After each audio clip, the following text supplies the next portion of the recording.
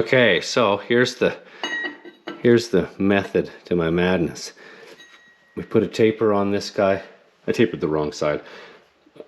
This side needs to be out and tapered to that. But so I hit this diameter to the inner seal bore diameter of the casting, and then I put a little taper on here just to allow for a bit of centering as well. And then this was just an old scrap piece of an old scrap gear I had from something. Anyway, so now we'll use this, use the live center here to just provide a bit of stability and a bit of alignment.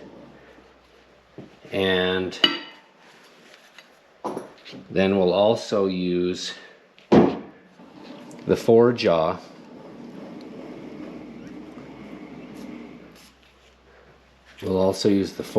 Now, by chance, the axle, I think these are the axle bolts,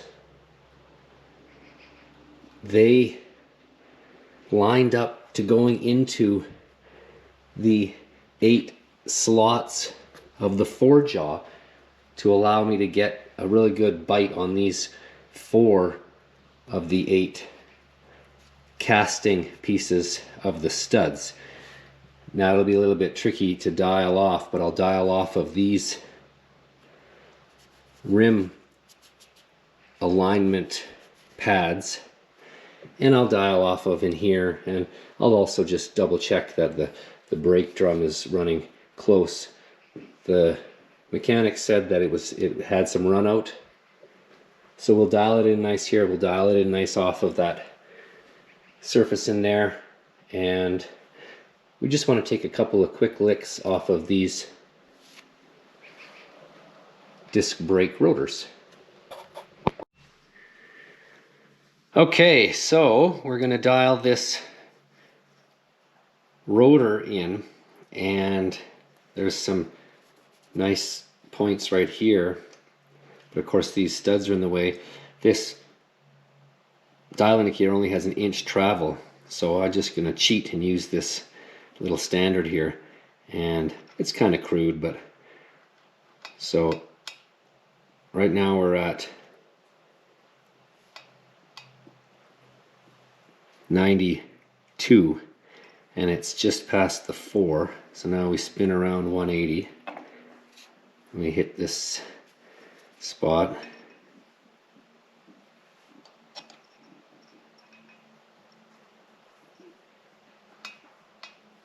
So we're just past the 4, and we're at about 3 past the 0, so really 3, maybe 2. Put these little nuts here because until I get everything firmed up in the forejaw, I have right now I have the live center pressing this little makeshift cat head, or whatever you want to call it, or tapered attachment to kind of center this, but also put a bit of force this way. Trouble was it was convenient that these 8 studs all fell into the slots of the forejaw, but these bolts in there actually were going to rub against the forejaw's threaded driver, and so they were actually, so I had to spacer it back out, and so until I get these guys tight, they're just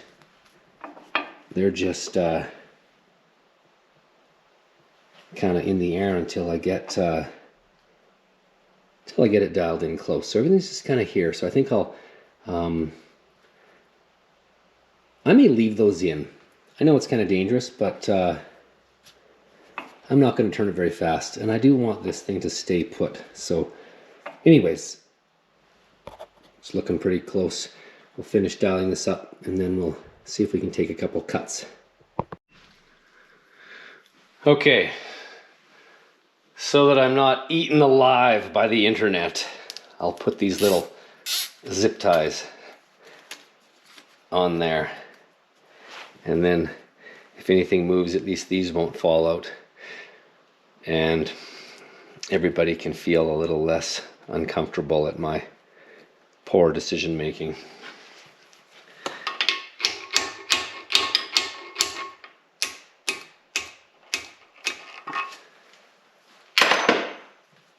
We'll even snug this one up a bit.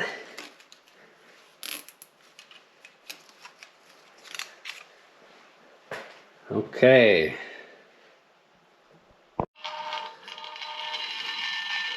Okay, so now that we have it in the forejaw and it's tight, it's dialed in at that end, we took the center out, and now we're just checking to see how much it's out of alignment off of this. So this is a seal surface, but I'm betting that that seal surface and that bearing surface are very, very close. So I've just been running off of this seal surface, and this guy is, these are in denominations of every little tick is actually a half a thou, so I think we're in the 10,000s. So I think we're only half a thou out, and then the face of the rotors, which I'm not as concerned about, is actually very close now.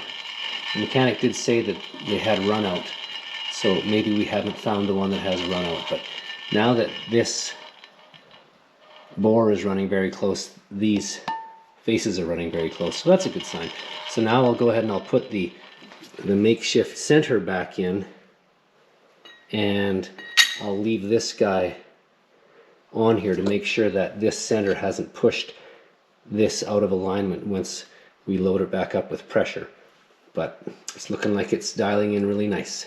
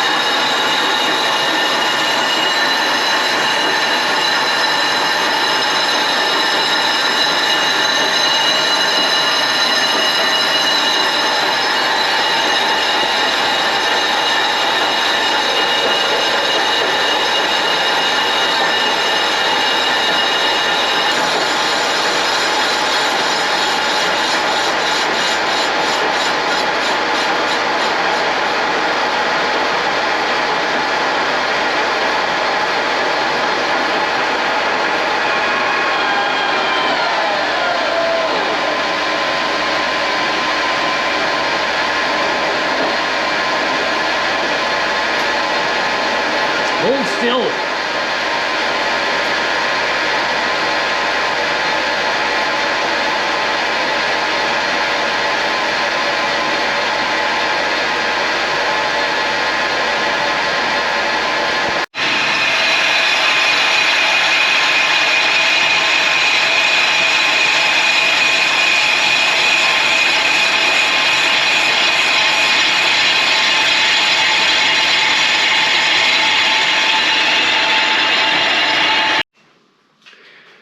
Well, there you have it. We got the second one done. The little spacer nuts stayed where they were. I even reused the zip ties. This is the little quick thing I used for the tailstock and the live center, and I think I spent more time looking for something that would work around the farm than I did actually making it, but it worked really good. And now I think the customer will be happy, the mechanic will be happy. So they could have separated this here, but then it would have meant new hardware, and then they probably end up having to buy new. So I think for the amount of time that it took to do this, it wasn't that long, and even with a little bit of the extra setup to get this out there and get both sides, I think it turned out pretty good, and I think it's going to be a cost savings for everyone. Anyways, thanks again for joining me, and we'll look forward to seeing you on the next one. Bye for now.